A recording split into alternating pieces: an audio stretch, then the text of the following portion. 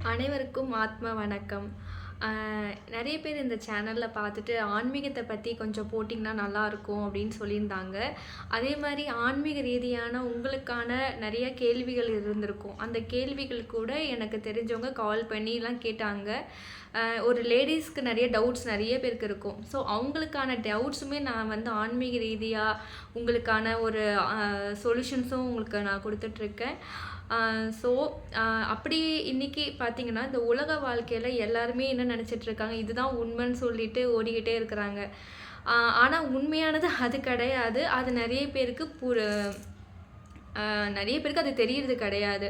But ஆன்மீக பயணத்தில வந்தவங்களுக்கு வந்து எல்லாமே புரிதல் இருக்கும். ஏன்னா, இந்த உலக வாழ்க்கை ஒரு மாய பிம்பம் அப்டின்ட்டு. ஸோ, அவங்களுக்கு எல்லாமே வந்து நடத்துறது எல்லாமே இறைவனோட செயலும்போது, அவங்களுக்கு ஆ அ கரெக்டான பாதையில தான் இருக்காங்க. ஆனாலுமே அவங்க வந்து குருவ தேடி போயிட்டுருக்காங்க. நான் போறது சரிதானா? இந்த பயணத்தில இருக்கிறேனே, எனக்கு டவுட்ஸ் வரும்போது யார்கிட்ட கிளியர் பண்றது? அப்டின்னு சொல்லிட்டு. ஆனா, நம்ம யார்கிட்டயும் குருன்னு சொல்லி தேடி போகணும்னு அவசியமே கிடையாது. மனமே தான் குருவா மாறும். ஆனா, அதுக்கு நேரம் எடுத்துக்கும். ஆனா, அது நெறைய பேர் புரிதல் இல்லாம, என்னடா நெக்ஸ்ட் என்ன புரியலையே, நம்ம செய்றது கரெக்ட்டா? டவுட்ஸ் நெறைய எழும்ப ஆரம்பிக்கும். ஒவ்வொரு வாட்டியும் நம்மளுக்கு வர எண்ணங்களுக்கு கூட அது கவனிங்க. இந்த இந்த விழிப்புணர்வோட மட்டும் நீங்க இருக்க நெறைய விஷயம் உங்களுக்கு அதுவே பிரபஞ்சமே கொண்டு போகும். நம்ம வந்து எதெல்லாம் கேள்வி எழும்புறோமோ, அதுக்கான விடையும் அதுவே உங்களுக்கு குடுக்கும். பட் அத நீங்க நல்லா கவனிக்க ஆரம்பிக்கணும். ஸோ நெறைய பேர் பார்த்தீங்கன்னா, அது கவனம் இல்லாம பழைய விஷயத்த நெனச்சிட்டு இருக்கிறதோ, இல்லன்னா இனிமேல் நடக்க போற விஷயத்த நெனைக்கிறதோ நெனச்சிட்டே இருந்தீங்கன்னா, அது வந்து உங்களுக்கு புரிதல் இருக்காது.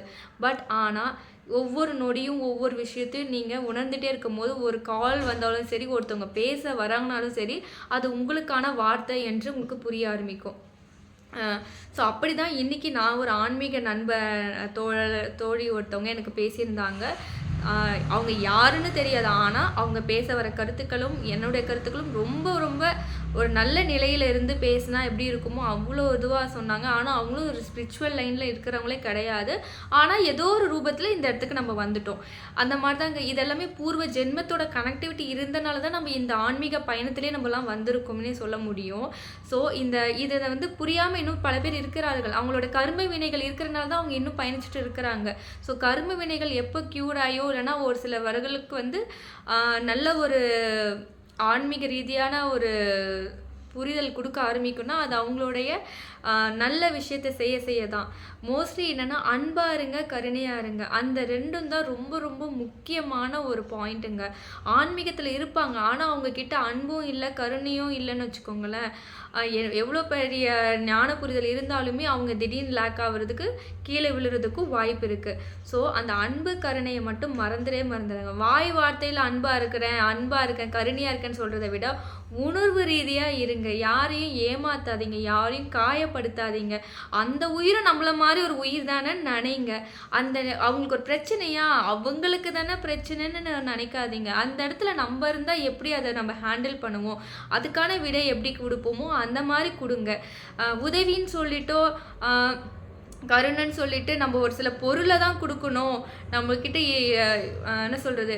அப்படின்னு கிடையாது. நம்மகிட்ட எதுவும் இல்லனாலும், ஒரு வார்த்தையா நம்ம பேசுறதும் அங்க ஒரு கருணை தான். அங்க ஒரு அன்பும் தான் அது இருக்கு. ஸோ நெறைய பேர் வந்து பணம் இருக்கிறவங்கள தான் நம்மளால சேவை செய்ய முடியும்னு நெனைக்கிறீங்க. அப்படியும் கிடையாது. சேவைன்னு சொல்றது மன ரீதியா நம்மளுக்கு குடுக்கணும்னு நெனைச்சிட்டா கூட, ரூ. 10 இருக்கல ரூ. 1 குடுக்கணும்னு நெனைச்சாலும் அது ஒரு உதவி தான்.